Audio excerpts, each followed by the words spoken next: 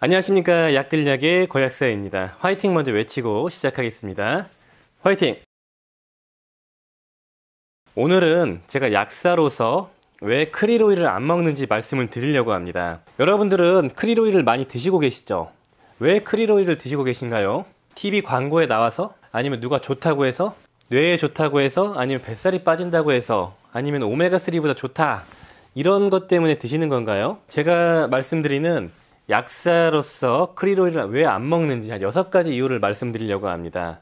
첫 번째 이유는 우리나라에서는 건강기능식품으로 분류가 되어 있지 않아 가지고 건강기능식품의 보호를 받지 못하고 있습니다. 식품으로 분류가 되어 있기 때문에 조금 더 체계적인 관리를 받지 못하고 있다는 거죠. 그게 좀 찜찜한 부분이다, 이렇게 말씀을 드리고 싶고, 두 번째 이유는 가격이 너무나도 비싸다입니다. 일단 오메가3 대비 함량과 구성은 좀 다르지만 보통 한 알당 가격이 오메가3는 200원, 많게는 300원인데 크릴오일 같은 경우는 한 알에 400원, 500원, 많게는 7, 800원까지 2배에서 3, 4배 이상 비싸더라고요.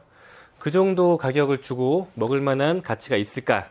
여기에 대한 좀 의구심이 저는 들고 있고요. 세 번째 이유는 함량과 구성이 오메가3보다 과연 좋은가에 대한 의구심이 듭니다.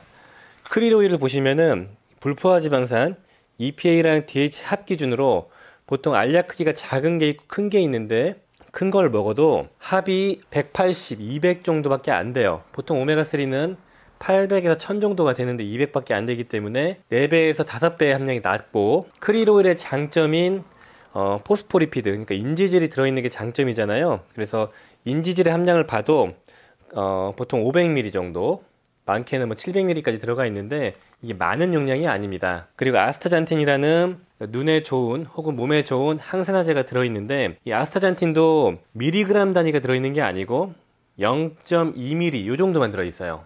항산화력이 아무리 좋다고 하더라도 함량이 워낙 떨어지기 때문에 과연 이점이 있을까라고 생각이 되고 있습니다. 그리고 이제 오메가3 대비 크릴오일은 인지질이 붙어있는 파이토손과 비슷한 구조이기 때문에 흡수율이 더 높지 않을까, 이런 얘기를 하고 계시는데, 어떤 데이터에서는 실제로 흡수율이 3, 4배 높다고 하고 어떤 데이터에서는 차이가 없다, 이렇게 알려져 있는데, 흡수율이 높든 안 높든 간에 함량 차이가 너무 나기 때문에 몇 배가 흡수가 많이 되더라도 별 차이가 없다는 거죠. 오메가3 대비 정말 좋다는 이 크릴오일의 장점이 정말 그런 건가? 흡수율이 높아도 일반 PCO일이 함량이 훨씬 높기 때문에 그걸 다 상쇄할 수 있거든요. 비싼 가격을 주고 이 흡수율이 이런 걸 먹을만 한가? 이런 의구심이 좀 든다, 이겁니다.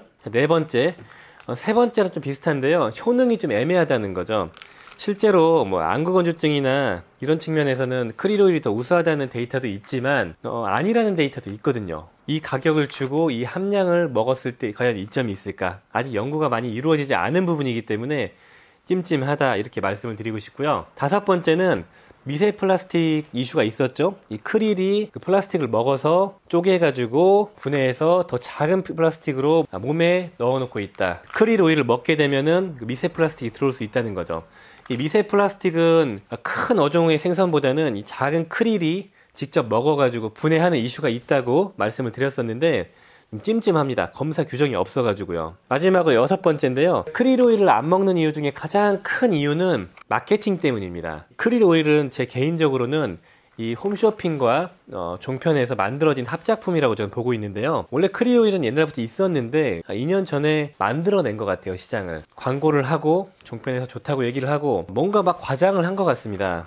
심지어는 이거 먹으면 다이어트에 좋다라는 얘기까지 돌면서 열풍을 만들어냈는데, 인위적인 이런 마케팅으로 인한 시장 형성, 저는 되게 부정적으로 보고 있어서 거기에 대한 반감이 생기는 거죠. 저는 반골적인 어떤 그런 게 있어가지고 그래서 저는 안 먹고 있습니다. 이런 6가지 이유로 저는 크릴 오일을 먹고 있지 않습니다. 크릴 오일의 장점도 많이 있죠. 알약이 워낙 작아서 목 넘김이 편하다. 상대적으로 작기 때문에 위장장애가 덜하다. 생선 알러지가 있는 분들은 복용할 수 있다. 물론 각각류 알러지 있는 분들은 조심하셔야 되지만, 그리고 무엇보다도 여기 보시면은 알약이 너무 예쁘죠. 잘 맞는 분도 계실 겁니다.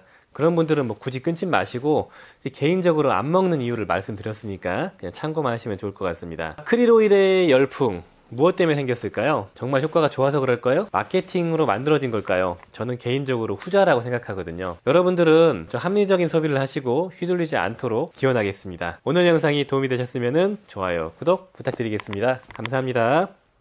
빠이염.